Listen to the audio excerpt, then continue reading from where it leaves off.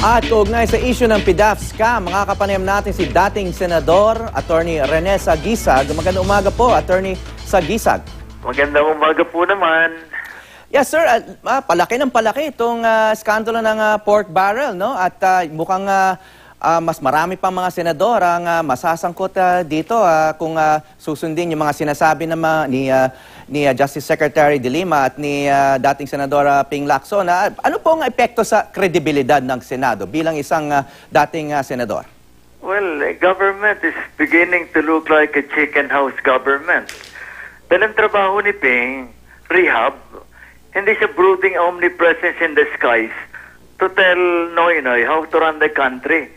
In other words, he should just approach Noynoy.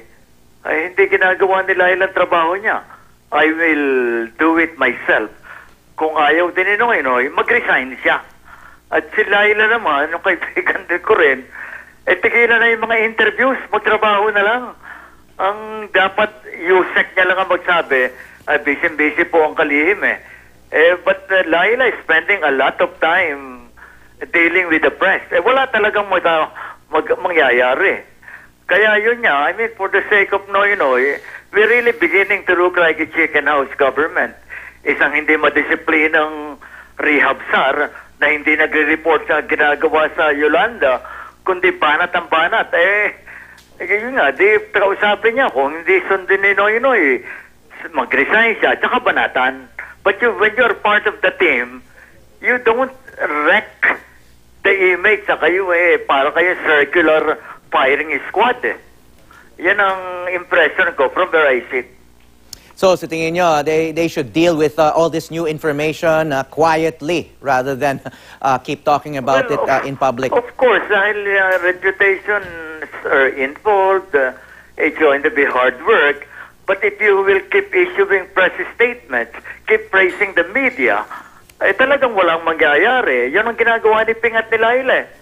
Dapat si Ping tututukan yung rehab, puntahan si Noynoy. At kung hindi pa i-disclose to ni Laila, itong listahan ko na hindi ko bine-verify, I'll go public. Pero yung ginagawa nila ngayon, talagang parang circular firing squad. Okay, well, nabanggit niyo yung reputation, ano? Sinabi ni dating Senador Lacson na maaring 16 out of 24 senators ang nasa listahan ni Napoles. Well, tigilan niya na yun. Meaning, do his work, rehab. It's a 24/7 job. Go to the president, tell him, pag hindi pa dinisclose si Laila, I'll go public myself and here is my resignation. But you're part of the team.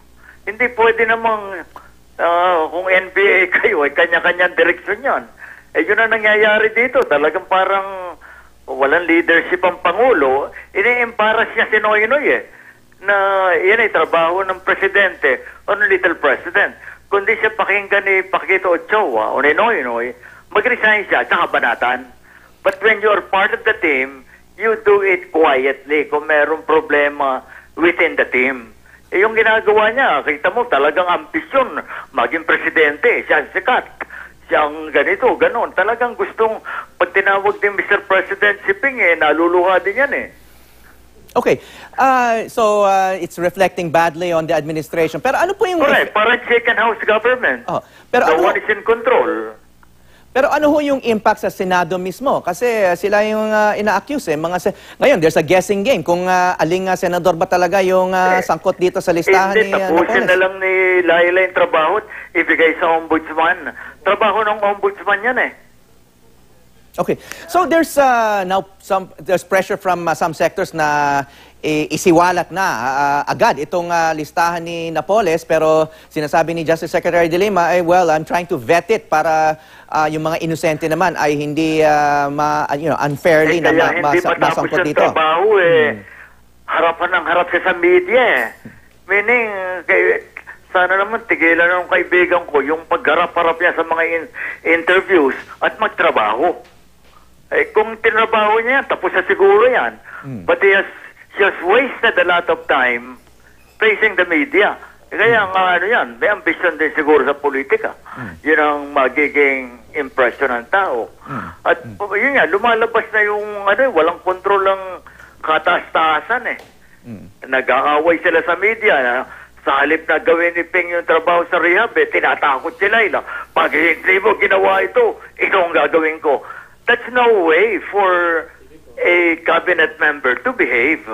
Kung may hindi ka gusto sa ginagawa ng sasabihin, may 2 cabinet members, may ganon.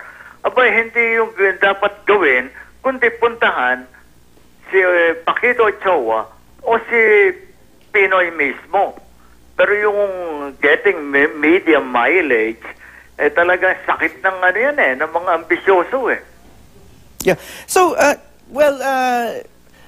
sinasabi po ni Ping Lacson kung itong pork scandal ay maaring magdulot ng collapse ng Senado. Do you foresee that kind of scenario, sir? Well, yung apprehension na yun, hindi na Senado masisira. Buong gobyerno, buong bayan. Nasaan ka naman yan ba, halimbawa sa Amerika, meron bang cabinet member na haharap sa media, embarrassing other cabinet members, embarrassing members of a co-equal department without clearing it first with the highest. Kung hindi siya pakikinggan, mag-resign, lumabas, panatan. But while you're part of the team, you should not get publicity for yourself and harm not only your team, but the entire government. Kayo mismo, Attorney Sagisag, do you want this list to be published or aired right away? Or tama yung ginagawa ni Justice De Lima na iniimbestigan niyo muna? Well, sinasabi niya, bine-verify. Pero kaya hindi matapos yung verification ni Laila, harap ng harap sa media. Yan pwede namang si Yusek Toti Baraan, another Yusek, can say, well, I'm sorry, ladies and gentlemen, but the Secretary is busy, may inaapura. Ang inaapura ay pagharap sa media. Kaya yan ang nangyayari. Tinatakot ngayon ni Ping Lacson, nakasama rin sa team.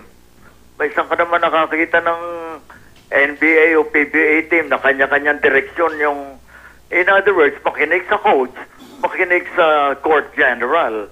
Pero hindi pwedeng kayo-kayo puro general, puro kayo big chief, walang Indians.